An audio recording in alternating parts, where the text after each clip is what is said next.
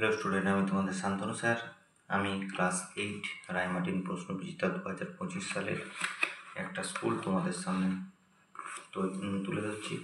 Page number 295 এবং স্কুলটি হচ্ছে কোচবিহার রামভোলা হাই স্কুল, 4 নম্বর স্কুল। প্রথম প্রশ্ন দিয়েছে কি না, পৃথিবীর অভ্যন্তরের তাপমাত্রা 1 ডিগ্রি সেলসিয়াস করে বাড়ে প্রতি 33 মিটার গভীরতায়। দ্বিতীয়ত হচ্ছে শিয়াল স্তরটি গ্রানাইট শিলা দ্বারা গঠিত। 3 নম্বরটা কি না, গুরুমণ্ডল ও কেন্দ্রমণ্ডলের মাঝে আছে কি না গুটেনবার্গ বিযুক্তি রেখা। 4 নম্বর হচ্ছে মহাসাগরীয় ভূত্বক গঠিত হয় ব্যাসল্ট শিলা দ্বারা। 5 নম্বর পৃথিবীর ব্যাসার্ধ 6370 কিলোমিটার। আচ্ছা, 6 নম্বর প্রোফেসিমা ও নিফেসিমা স্তর দুটি পৃথক হয়েছে রেভিত্তি বিযুক্তি রেখার দ্বারা। 2 শূন্যস্থান পূরণ করো, ভারত শ্রীলঙ্কা থেকে বিচ্ছিন্ন হয়েছে প্রণালীর দ্বারা। 3 নম্বরটা কি না, 3 নম্বরে ড্যাশ মায়ানমারের প্রধান ভাষা, বর্মি মায়ানমারের প্রধান ভাষা, ব ময়রে বেরোচ্ছে বিয়ে থাকে। একটা কি না, ভুটানের প্রধান ভাষাটির নাম কি জাং থা বলকে জায়গান অনুসার থয়াকা। 2 ইয়াঙ্গন শহরটি আমাদের কোন প্রতিবেশী দেশে অবস্থিত, সেটা হচ্ছে মায়ানমার। 3 2 নম্বরের কোশ্চেন এগুলো। প্রথমটা হচ্ছে পাকিস্তানের জলসেচ ব্যবস্থা সংক্ষিপ্ত বিবরণ দাও। প্রথমত হচ্ছে বলি, পাকিস্তান কৃষিকাজে বেশ উন্নত। এখানকার জলসেচ ব্যবস্থার দ্বারাই চাষবাসটা করা হয়। এখানকার প্রধান নদী হচ্ছে সিন্ধু এবং তার উপনদীগুলি জলকে বাঁধ দিয়ে হচ্ছে সেই বাঁধের জলকে বা খাল কেটে এখানে জলটাকে সেচ কাজে ব্যবহার করা হয়ে থাকে।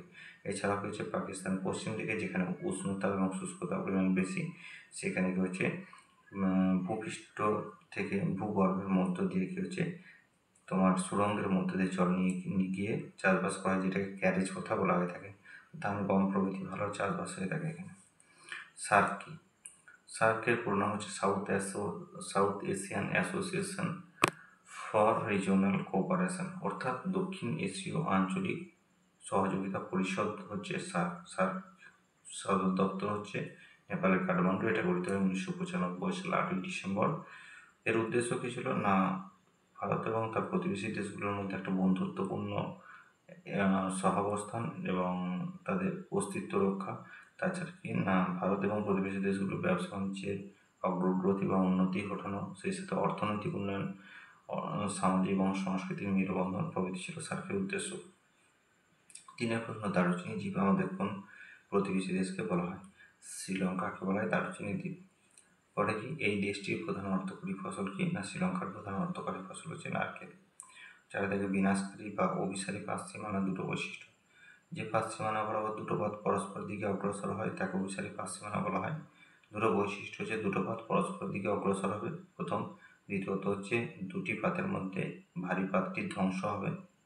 3 নম্বর কি না, এই অঞ্চলটি অধিক ভূমিকম্প প্রবণ হয়ে থাকে। পরে দিচ্ছে নিরপেক্ষ পাঁচ সীমানা একটি উদাহরণ, ক্যালিফোর্নিয়ার সান আন্দ্রেস চ্যুতি নিরপেক্ষ পাঁচ সীমানা একটা উদাহরণ। 2 হচ্ছে ভূমিকম্পের ফলে সৃষ্ট এস তরঙ্গের দুটি বৈশিষ্ট্য। এস তরঙ্গ পি তরঙ্গের পর সিজমোগ্রাফ যন্ত্রে ধরা পড়ে প্রথম। দ্বিতীয়ত কি না, এস তরঙ্গ শুধুমাত্র কঠিন মাধ্যমের মধ্য দিয়ে যেতে পারে। পরে পৃথিবীর 70% ভূমিকম্প এই বলয়টির নাম। এই বলয়টির নাম কি? প্রশান্ত মহাসাগরীয় অগ্নিবলয়। পরের প্রশ্ন হচ্ছে লাভা ম্যাগমার 3টি পার্থক্য। লাভা ভূগর্ভের মধ্যে অবস্থান করে, ম্যাগমা ভূপৃষ্ঠের উপর অবস্থান করবে। লাভার তাপমাত্রা খুব বেশি হবে, ম্যাগমার তাপমাত্রা খুব বেশি হবে, লাভার তাপমাত্রা কম হবে।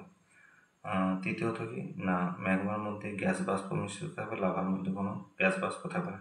অর্থাৎ ম্যাগমা ভূগর্ভে অবস্থান করছে, লাভাটা ভূপৃষ্ঠের উপরে অবস্থান করছে। যাই হোক, আমি তোমাদের সামনে আমার এই ভিডিওটা তুলে ধরলাম। যদি ভালো লাগে তাহলে চ্যানেলটি সাবস্ক্রাইব করে বন্ধুদের মধ্যে শেয়ার এবং লাইক করে দিও। সকলকে ধন্যবাদ, ভালো থেকো। আমি পরের ভিডিওটাও তোমাদের সামনে তুলে ধরছি।